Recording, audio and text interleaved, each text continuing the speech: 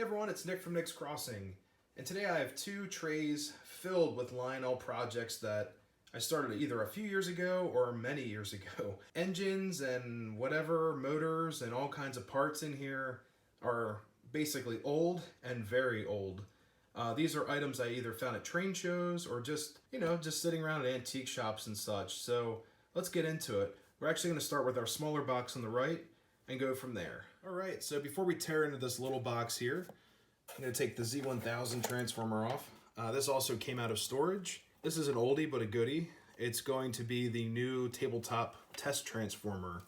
I like how light this is, and I can actually put the power brick, which is over here, underneath the platform. I can mount it under the table so it's out of the way, but I need to make sure that the little circuit breaker, it says 4 amp circuit right there, make sure that's accessible just in case I short something out, which is pretty common in this hobby if you're trying to find problems.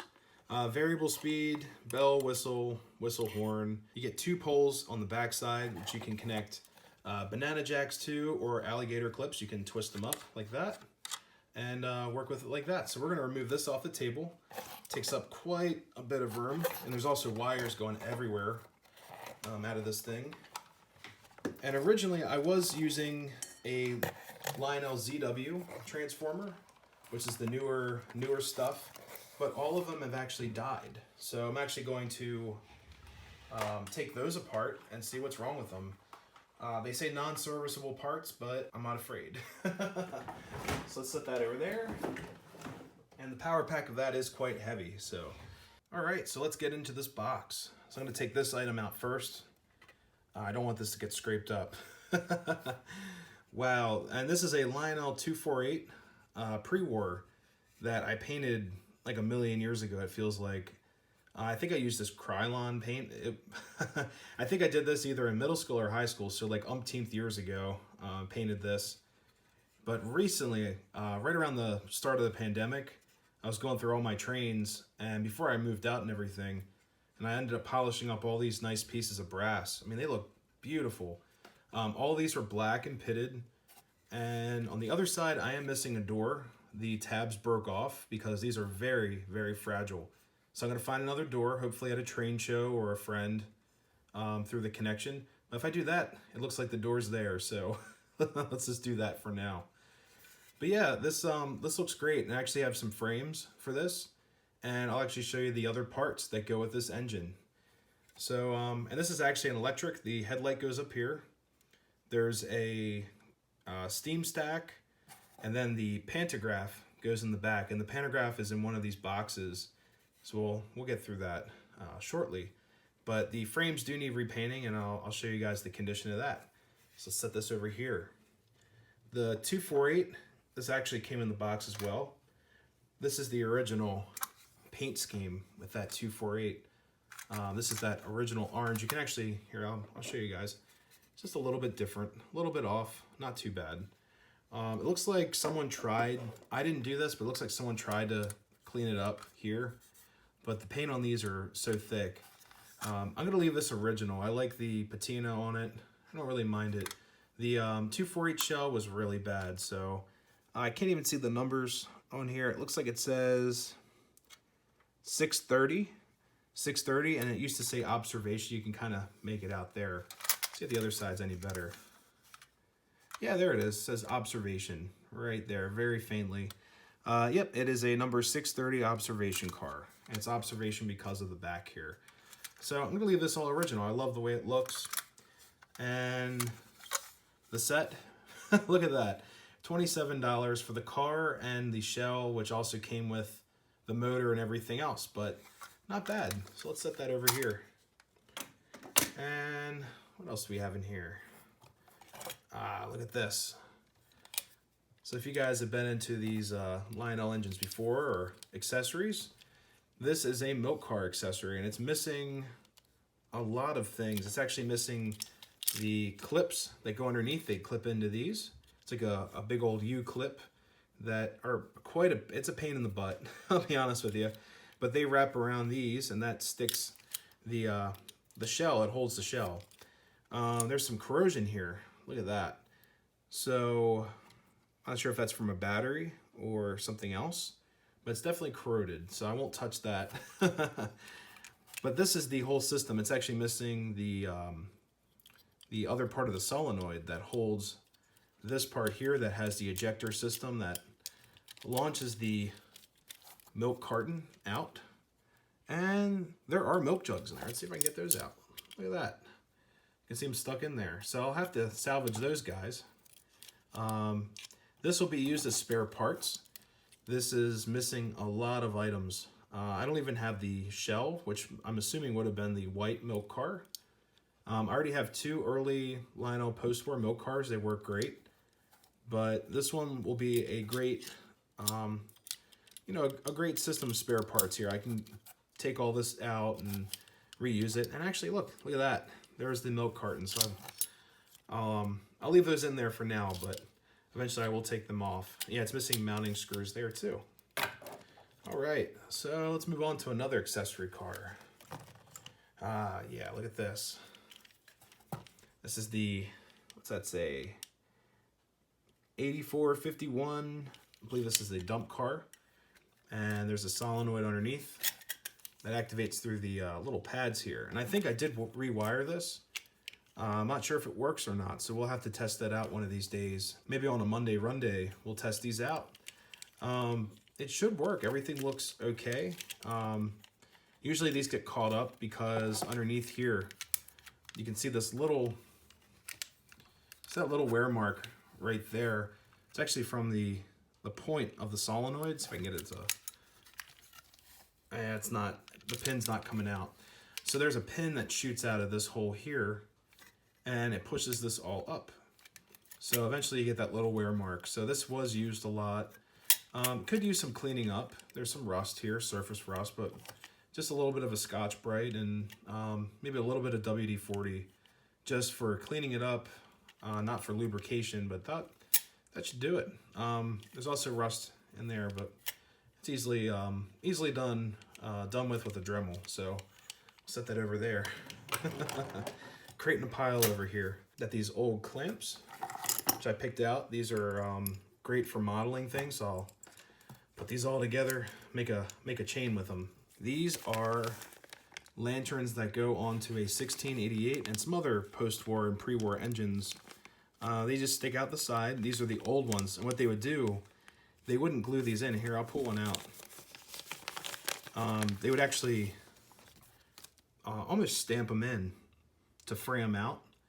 They would use, I don't know if it was a hot tool or a hot knife, but they would actually press them in and they wouldn't pull out of the shell, but they would rattle around. They'd be nice and loose. That's kind of funny.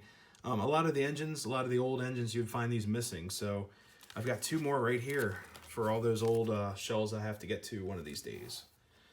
All right, look at this. So this is a motor that would have gone with one of the 248s, and it could be in worse shape. I've seen them a lot worse. Actually, the motor and the box here is in a lot worse shape. Actually, yeah, this one is pretty bad. It's missing part of the armature there. Look at that. But maybe the coil's good in here, so we can definitely salvage some stuff out of this. Maybe this is okay from the coil. Not exactly sure. But got that classic Lionel plate. You can always salvage those. You can try to get these pins out or drill them out, get the plate out, and put them onto a restored engine. Also, this roller is not too bad if you can get it out. It's a little frozen, but you could definitely get that out of there as well. So, all right, what else do we have? Here we go. Here is a pantograph for a pre-war engine. So this will probably go on to my 248. Sitting over here, I'll set that in the parts bin for that. What else do we have in here? These aren't going to do us any good. So these are old wheels. So these old wheels that actually look like this, brand new. Look at that. But basically what happens with the older ones, there's some type of reaction that happens between the metals. I don't know if it's the metallurgy or water or moisture gets in there and the electricity mixing in with, you know, all electrolysis and all that. I don't know if the wheels just fray out. Or it's just a reaction with water. It actually just cracks. Look at that. It just cracks away. So this isn't very useful. I will end up throwing that away. And there's the center where your axle will go in through. So that's not going to do us any good. Any other things? Here's an old piece of cloth insulation. These are pretty useful. This may look like a hunk of junk, but this little washer here is an insulator for accessories and stuff. So maybe this went with the milk car there. I'm not exactly sure, but this has an insulator washer, which is like a little piece of, you know, like a felt pad. So these are quite useful. Here's another one right here.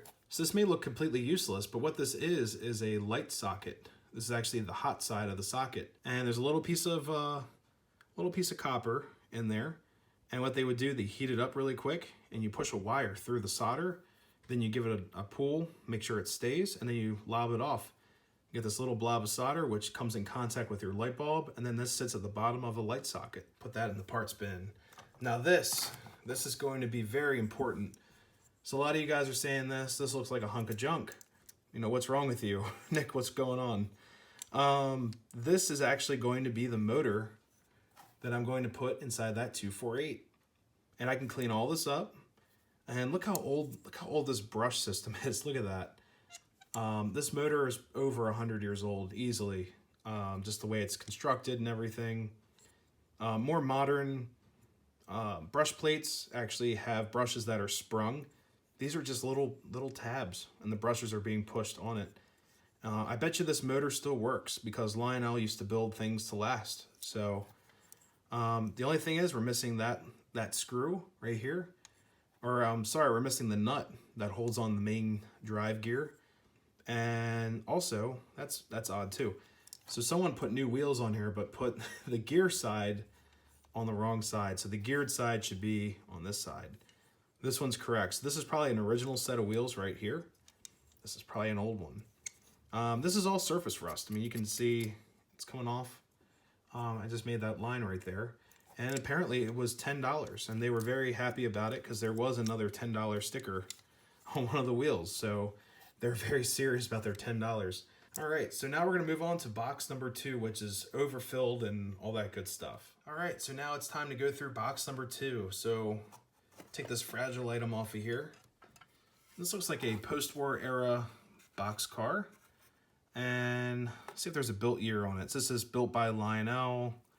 So I don't really see any other information that would say the date on here. If you guys know what date this was built, please let me know. I'm assuming either very late 40s or early 50s. This looks like one of those activation cars because now looking on the inside, we have this piece sticking out. So I think this was the railroad worker car or the vagabond or hobo car. You'd ride it over your activation track and the magnet would pull down a piece and this door would come flying open. And there'd be a worker or a figurine in there to say hello. So this might be one of those cars. I unfortunately do not have the activator piece. I could check again, but for some reason, yeah, I don't have it. If I can't find it, this will be the perfect contender for a hobo hotel up on the train garden. It already is kind of nasty and naturally weathered with dirt. I mean, look at that actual dirt on here. So might just glue some scenery on it and go from there. So pretty cool find. So let's go through this. Here we go. These are those frames I was telling you guys about. Check these out. Someone bent these. You can bend them back. This is fairly durable here. But someone bent these to fit a wrong motor in here. You usually don't have to bend these. Actually, I'll rephrase that. You never have to bend these unless it's the wrong size motor. So this one actually has a lot of cool pieces. All of these pieces here, like these leaf springs, you can actually see them move. Like this one just moved over. All the leaf spring pieces, and this one's missing them. These pieces here and here would have had ladders on them as well. But these are all stamped pieces. And then the tabs are placed, you can actually see on the other side, they're folded over to hold them in place. So when you get one of these frames, there's a lot going on here. You actually have railings here, or sorry, ladders, leaf springs with the hot boxes. And you have your couplers on the front, these sprung. Yeah, these are the sprung couplers. Looks like someone tried to remodel that, or instead of riveting it, they just placed a screw, which is fine. This is looks like a new old stock or a new new style coupler reissue. This is the old coupler, look at that. And that's also sprung. But you can see it's got a rivet punched through it. So definitely a good backup one, but this would work with a 252, 248, some other pre-war 027 trains. So let's move on. So we have another frame here. Ah, look at this. So I think this is the one that I would like to use with the 248. And it's got a price, look at that, $1.50. Someone didn't really bend these, but the motors, if I can grab the motor down here. And look how this lines up. So you don't have to bend these at all. See, they fit in there just like that. Just a little bit. Someone did bend one of these, but the motors fit in and it looks just like that, all completed. So don't have to bend this really. I think the screws will help guide them into the frame. All right, what's next? Let's do this. Ah, look at this. It's a Santa Fe Tender ATSF. It's got some post-war looking trucks on here, so I wonder if this is a post-war Tender. And it's got a Lionel logo. Very strange. I'm not sure if someone repaired this and placed post-war trucks on here, but yeah, it's one of those angle back Tenders. I've always liked these. I think they're pretty cool. So yeah, and it looks like, look at that. I think I did modify this with the light. It has a reverse light in there. Originally, someone did place a light in here, but I think, yeah, I resoldered all of this many, many years ago. And I placed a grain of wheat bulb in there. But maybe I can place a lens in there, maybe like a red lens or something, so you just don't see the bulb sticking out. And then I'll take the grain of wheat out and place an LED. So kind of a cool project. It's kind of a kit bashed item anyways, so it is what it is. Let's get on to some other things. Here's a magnifier, which would be awesome for fixing some of these older things and soldering up things. A giant Sharpie, so you never know if you have to make a measurement and write it down or whatever. It's a cabin fever pin from way back when. Look at this. Oh, wow. Yeah, this is my fault completely. This is a older 1666. It's got this swivel bell. I can see that moving. That's awesome. The other one I have has a fixed bell. So this one is, I believe it's an older variation. I'll have to look into that. I did mention all those other variations on that video that I did. I did a review of a 1666. But yeah, definitely check that out. But I believe it has a swivel bell. It means it's older. There are a couple of things with this that do seem like an older model. Just the way the shell was made and everything. And also on the inside, you have to mount the motor to this here rather than having the screw going from, well, actually through this piece here, going through to the motor. So just different. I think I have all the pieces in a parts tray here that I removed earlier so I wouldn't get it confused or whatever. All right. Look at that, brand new set of pre-war wheels. Look at that, they're all shiny. 32 bucks, and that's not a bad price. I've seen these go for $10 a wheel, which is about, 40 bucks, whatever, at a show. These are actually really hard to find these days, and only a few companies make these, so definitely a cool find. I actually have a ton of other pre-war wheels, just in case I run across them or whatever, so it's good to have spares. Oh, look at that. I did my due diligence. Look at that. These are all the parts for the 1666. All the drive cams and all that, all in a container. So I'm glad I did that. But the problem was, look at this. Look what someone did. How do you get away with this?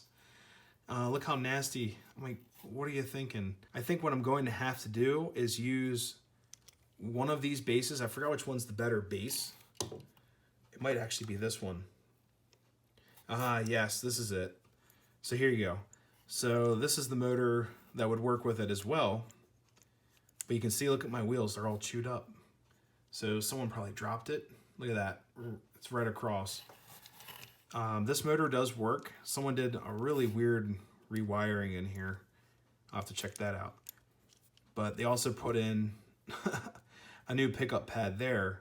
So that might actually work if I can find, you know, another pickup. But I do have a completely new one right here. It even has the O gauge motor plate on there from Lionel. So, and that's new old stock too. So I gotta figure out which one's the better base and then go from there. It's gonna be a while. All right, what else we have? We have post-war wheels, pre-war wheel sets. These are all stamped material. All these hot boxes here actually are stamped and then they're crimped in. You can actually see the edge of it right there. Really cool how they used to do stuff. A couple other wheel sets, pre-war. Here we go. So here's the trailing truck of the 66, and it just needs to be cleaned up. Very light material. It's got the spoked wheel, so yeah, this might be an older variation of that engine. They even put a little spring in there to help her out. This looks like the front of a 1688, which is a pre-war bullet nose or torpedo or K4. A lot of names for those awesome engines. But yeah, this goes in, it presses into the gunmetal cast, and then these little tabs get screwed into the side. So pretty cool. I'm glad I have a spare of that. Yeah, this is the front of the 1666. So here's your light base right there. So maybe in here I can find a light. That's actually what this wire would have been for. Would have gone up to your light. So I'm sure I have spares somewhere, but you know, you never know. This looks like another 1688 trailing truck. Yeah, a lot of parts in this one. Here is it's got a wire running through it. That's kind of weird. This is another pre-war truck with the silver paint scheme on there. This is actually part of one of those chewed off wheels. And you can see the gears are just kind of worn down. They must have ran this thing into the ground. So really cool piece there. Oh, wow. So this is the front of the 1666. Needs a little bit of TLC. Oh wow, look at that. It's actually got the manufacturer plate. It says 1666 E-3. So wow, I never noticed that before. So it's really cool. Oh, here's two pre-war pieces. Here's looks like a brush plate. Your brushes go in here, little springs, and this is all very carefully placed up against the armature. If you do it wrong, all the springs shoot out and everything goes everywhere. Oh, I know what this is. This is I haven't seen one of these in a while, but I think I know what engine this goes to in the collection. This goes to a 252. This is the reverse switch, and it works by using these little contacts there. It just reverses the polarity depending on what you have it set on. These are really cool. I don't know why someone wired it up with this heavy gauge wire. Whoops. Whoa. But yeah, these are just, you know, little pieces of paper. Like, I don't know, it's some type of card. They use this in a lot of their older items. All right, everyone, so that's going to conclude the first project unboxing video of the channel. I believe the 248 project is going to be the top on the list, next to the hobo boxcar, which will just be pretty much just putting scenery up on the train garden, getting some lights going there. I could not find the base of that mechanical boxcar, so it's now been promoted to Hobo Village, so congratulations. Out of these two motors, the left one does not work. This right one that looks a lot worse actually spins and runs really fast, so it's really cool and actually surprised me for sure. But I have all the parts here for the number 248. I have the frames over here and all my supplemental parts in this tray right here. So definitely look out for that video, and that will all be filmed. It'll be a long video, so stay tuned for that one. But if you guys are new to the channel, please consider subscribing and make sure you hit that bell so you don't miss content just like this. And also join us for Monday-Rundays starting at 8 p.m. Eastern Standard Time, adventure videos, and other railroad adventures up here on the train garden. But thank you all for joining me on this unboxing video, and I hope to see you all in future videos.